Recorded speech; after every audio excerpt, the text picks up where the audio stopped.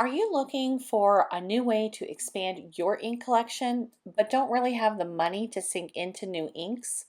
Let me show you a few different ways to get new looks with what you already have. If you've watched my videos for a while, you know that I love the Distress Oxide line of ink colors. And currently I have the entire collection as I have swatched them all out, minus the one, which I still haven't put on there. But I have all of them until this weekend. And this weekend, Tim Holtz launches his last Distress color in the line. And from what he's been hinting, it's going to be another neutral.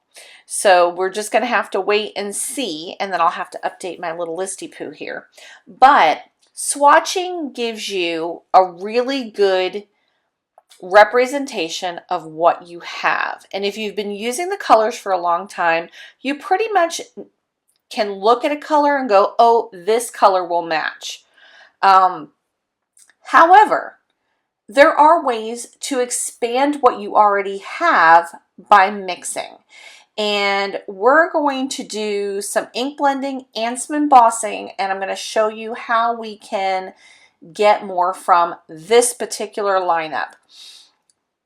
So the color that I was trying to get was this color from the 2024 Pantone color of the year. I always want to call it the bread Pantone, but it's Pantone color of the year. And it is called Peach Fuzz. So I'm going to bring up the side by side, and then we're going to look at this line, and we're going to see that there's really nothing here that gets close enough to that. So we're going to try to make as close a color combination as we can to get to the new Peach Fuzz color.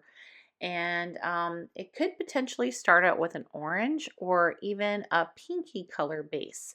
So let's go back to the glass mat and see what we can figure out. Now, looking just at this color, it seems to have a pink and a brown tone to me, so that's where I'm going to start. And my first combination is going to be Saltwater Taffy and tea dye. So let's get the Saltwater Taffy started, and this is just a blank piece of paper that I've done a bunch of other ink blending on on the other side. So we're going to lay down a pretty good coat of the Saltwater Taffy. This is just such a pretty color, but we're going to go ahead and ink blend tea dye directly over that color. And let's see where this goes. I think this is looking pretty good the way that it is, but we're going to try two other sets of colors to see which one comes out the best. Next, I'm going to try a more orange background. So we're going to start with Spiced Marmalade and top with tea dye. Now you see I've already marked Saltwater Taffy and tea dye on that blotch. Now we're going to try this Spiced Marmalade. And instantly I'm kind of getting that this may be too orange, but let's wait and see. Now, I absolutely love ink blending. It's probably one of my most favorite techniques of all. So I really have pushed the envelope on a lot since I started in my card making and paper crafting journey. And, you know, I really encourage you to get your supplies out and have a good play. Figure out what mixes and matches, figure out what doesn't work. I know that this does not work with dye inks. I have tried and failed miserably. Now I'm going back to a pink base, and I'm going to try a brighter pink, and I'm going to go with Worn Lipstick and tea dye this time. And let's see where this one leads us. If you're finding that you're not getting the results you're looking for, try changing your paper as well. Watercolor paper is a little less white in most respects, so that may bring out that peach color that you're looking for. I did not try this on watercolor paper because I was getting the result that I expected and that I liked, but I'm going to show you all three side by side. Okay, this one is the Saltwater Taffy. It is pretty darn close. the Spiced Marmalade, which I think is too orange, and the Worn Lipstick, which comes out a little too ruddy. Okay, I hope I was able to illustrate that you can use ink blending to stretch your color palette of inks in a way to get additional colors. There was no way I was going to get a Pantone color of the year in a Distress Oxide, so I had to create it my own way. So I highly encourage you to take out some of your inks and give that a try. The next way we're going to stretch our color palette is with embossing glazes. Now, embossing glazes are the Distress brand of translucent embossing powders. So you have a couple different kinds of embossing powders. If you have something that's opaque, that means you can't see through it.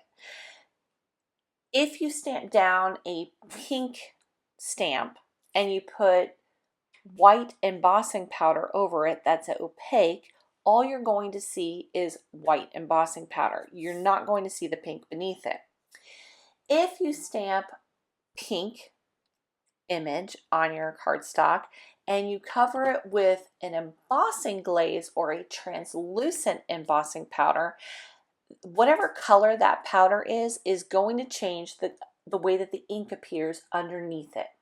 So I'm going to show you some swatches because I've done this for months and months, and when I kind of get in a funk and I don't know what to do, I kind of take out my Distress embossing glazes and all of my inks, and I just have a play with this. So this is really fun. Wait till you see just how far a simple bottle of embossing glaze goes with any colors that you have in your Distress line.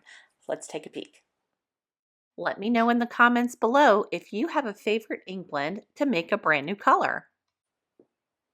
All right, so to do this exercise, I print out from the Ranger website the swatch sheet for the Distress Oxides on the type of cardstock that I typically use. This is 65-pound Recollections cardstock, and it lists all of the colors that they have. The next thing I do is I choose a color of embossing glaze. Now I'm going to do this with you today with Cracked Pistachio, which is a green color.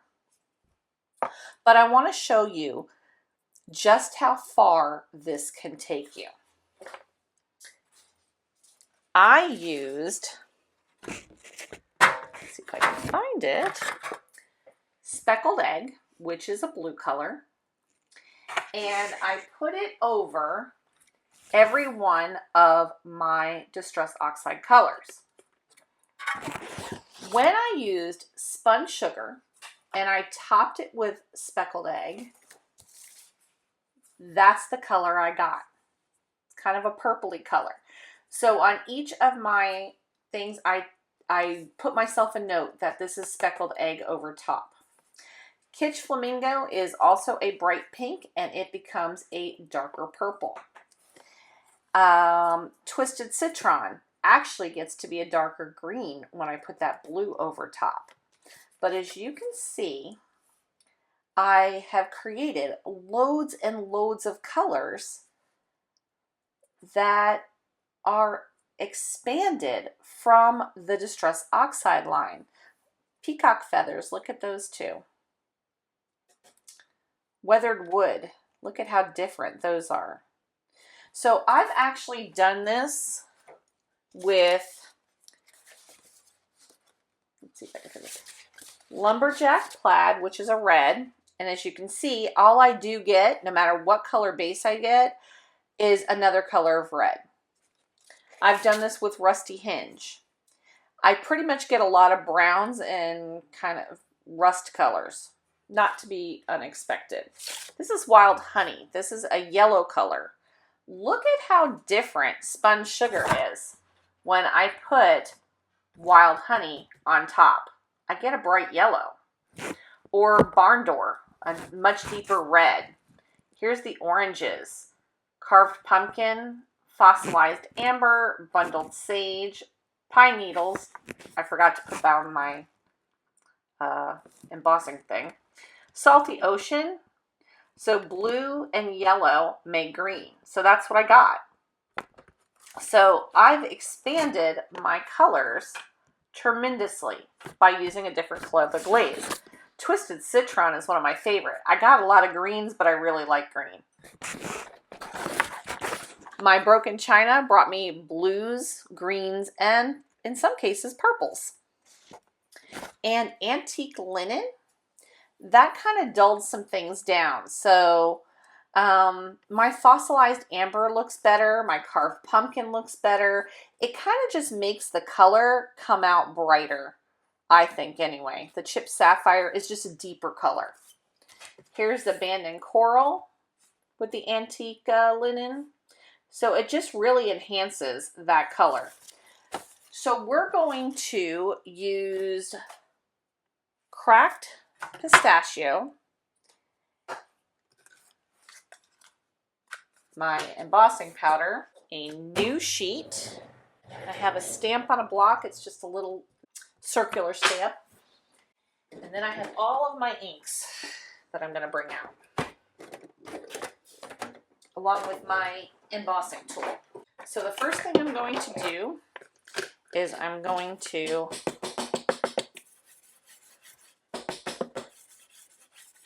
sometimes I find this is really messy, so okay. I'm going to start with spun sugar.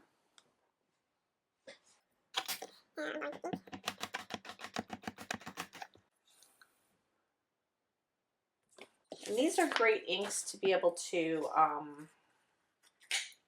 emboss with because they stay wet for a little while. This one does not appear to have stayed very wet because it took too long.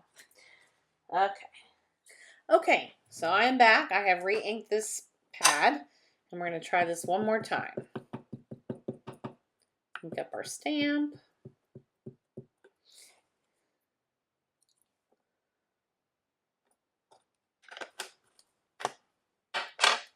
Add my embossing glaze.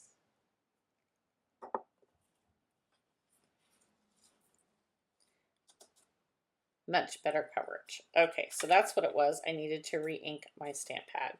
I'm not surprised. It's been a while since I've re-inked them. The embossing glazes are very fine, powder-like, so I highly recommend putting the top back on that right away. Let's heat this up.